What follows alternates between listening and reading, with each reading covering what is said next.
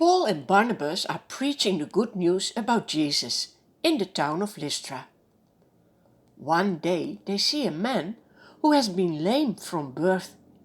Imagine, this man has never been walking in his whole life. He has been listening to Paul's preaching. Now Paul looks at him intently and sees the man has faith to be healed. So Paul says to him in a loud voice, "Stand up straight on your feet." And look, the man jumps to his feet and starts walking. The crowds who see this start shouting in their local dialect, "The gods have come down to us in the likeness of men." They think Paul and Barnabas are gods in human form.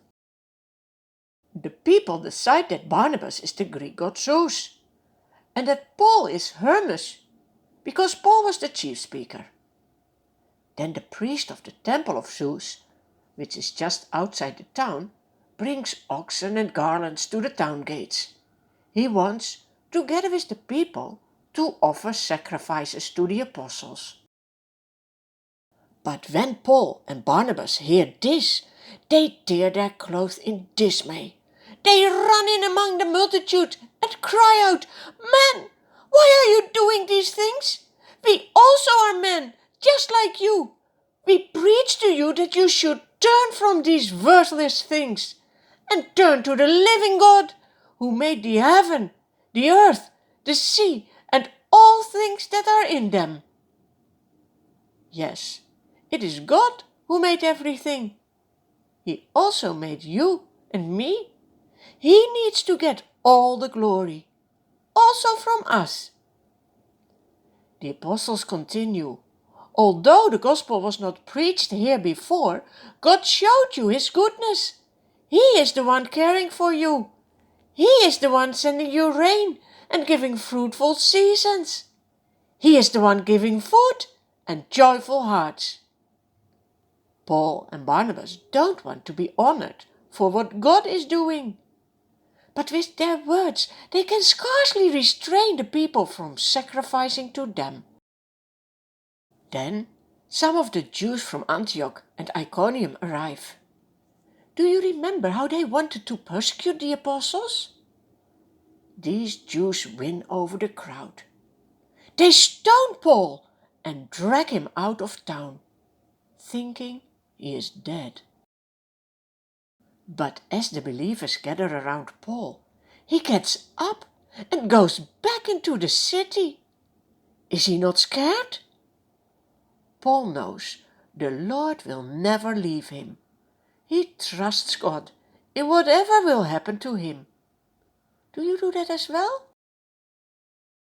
The next day Paul leaves with Barnabas for Derbe. Also there they preach the good news, and many become Christians. They then return the way they have come. They stop in all the places they have been before to encourage the new Christians to continue in the faith.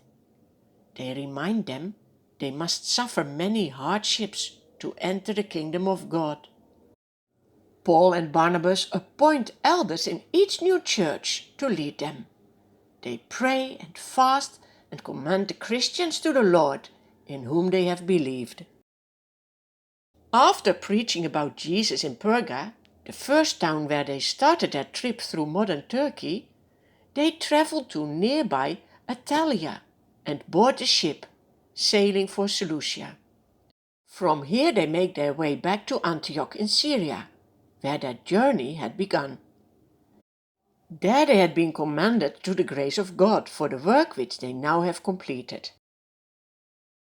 Paul and Barnabas called the church in Antioch together to report everything God has done through them.